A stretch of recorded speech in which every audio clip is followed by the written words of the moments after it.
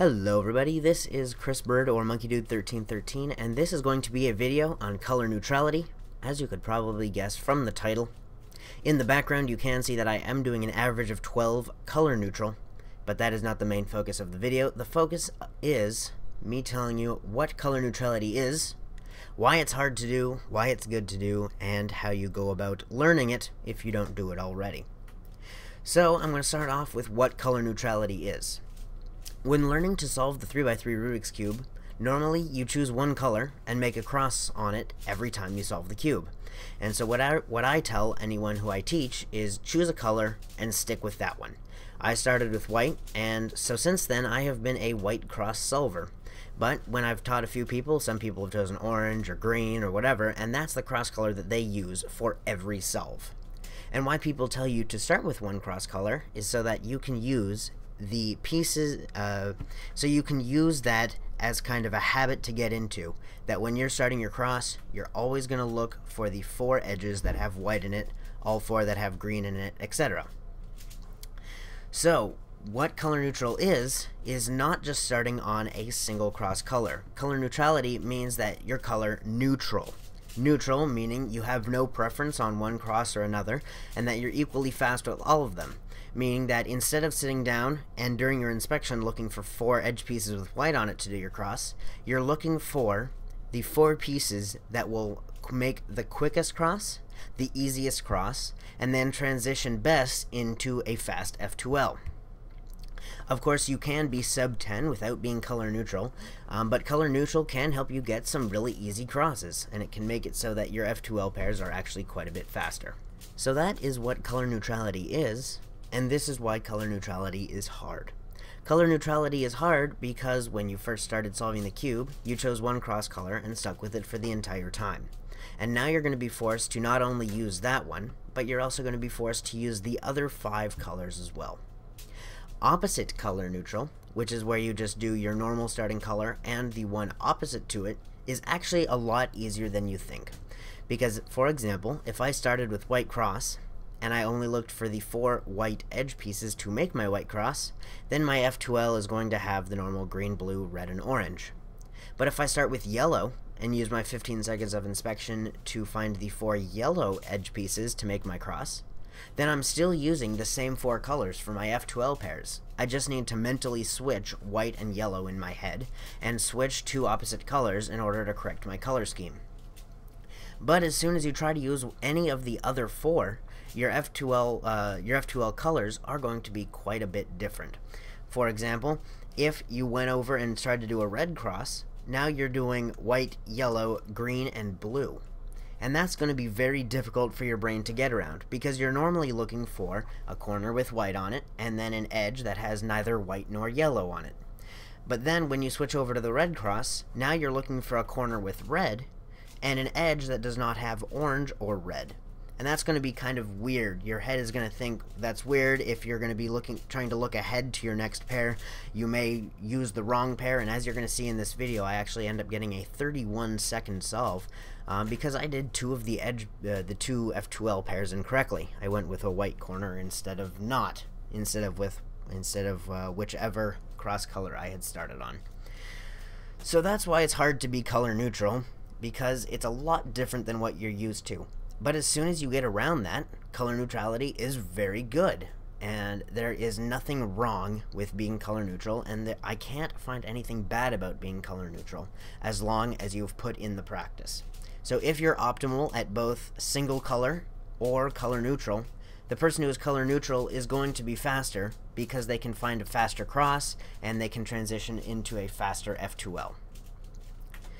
So why it's good to be color neutral, kind of like what I just said, is that during your 15 seconds of inspection, you can look for the fastest and easiest cross possible, but you can also look ahead to your first F2L pair like you would normally do, and then choose which side has the fastest first F2L pair.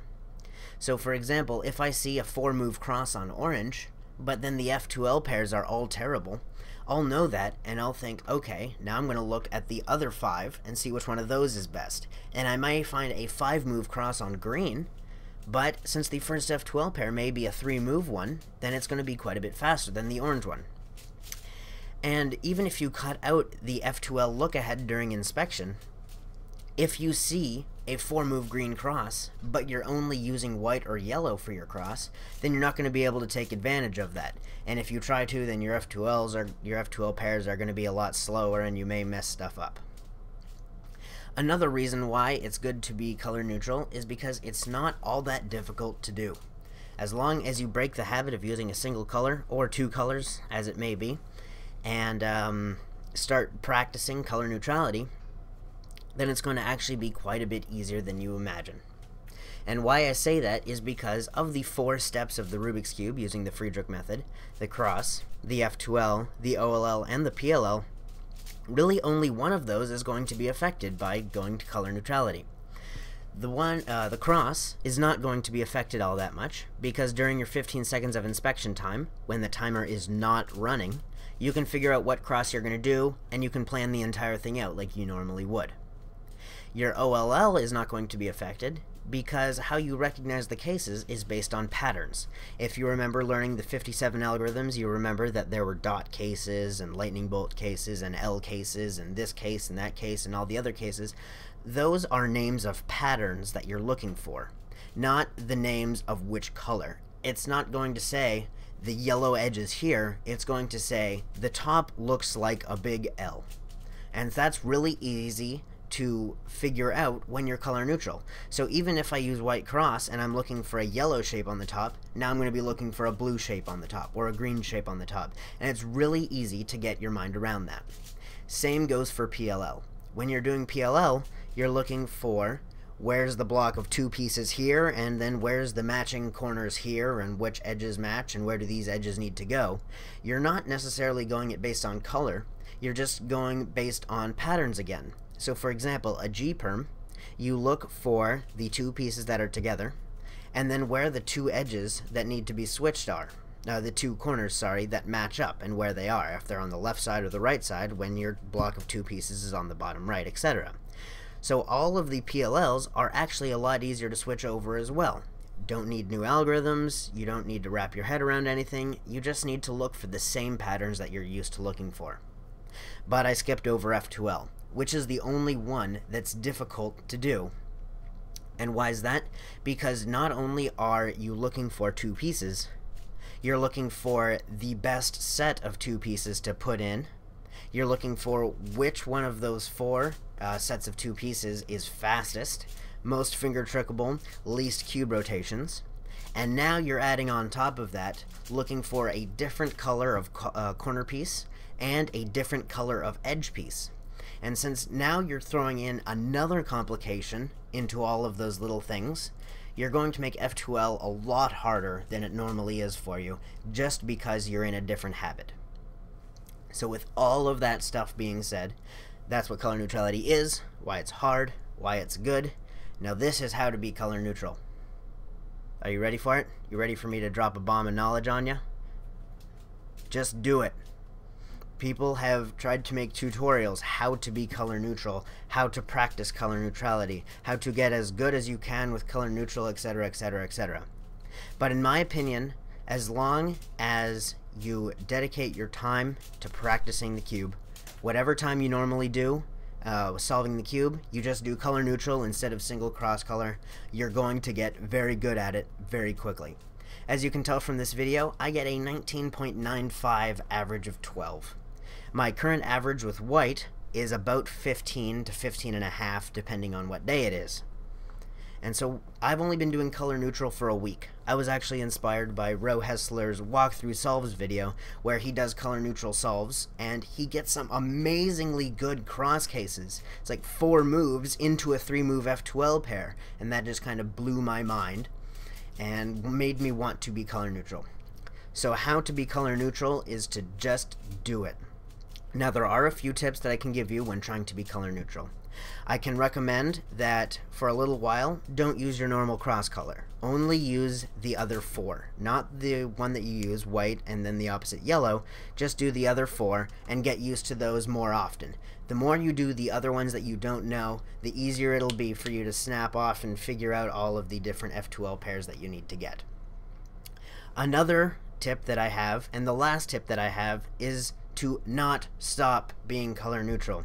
I'm terrible at this. I've tried to be cross on left, I've tried to be color neutral, I've tried to do a lot of cool things, but I've always gotten into a situation where, well, I can do an average in front of my friends a whole lot faster if I just use white, and so I'm going to do that just for now, it'll be okay. And then I feel really good that I got a 15-second average with white, and then I decide that I'm not going to go back to color neutral because it's slower for me. But I can guarantee you that if you go color neutral and stick to color neutral, you'll get a little slower for a while, but as soon as you're back to where you are now, not only are you going to be doing more efficient crosses and be able to look ahead easier to the first F2L pair, but you're also going to make a lot more leaps in your solve times. You're going to set a new personal best single. You're going to set a new personal best average, because now you're reducing the number of moves on your cross, you're reducing the number of moves on your F2L, and you're just thinking more about the puzzle itself rather than just thinking about which cross is fastest. So that has been my video on color neutrality. If you have any questions, please post it in the comments below this video, and I will respond to whichever ones I believe need to be responded to, and I will see you guys next video.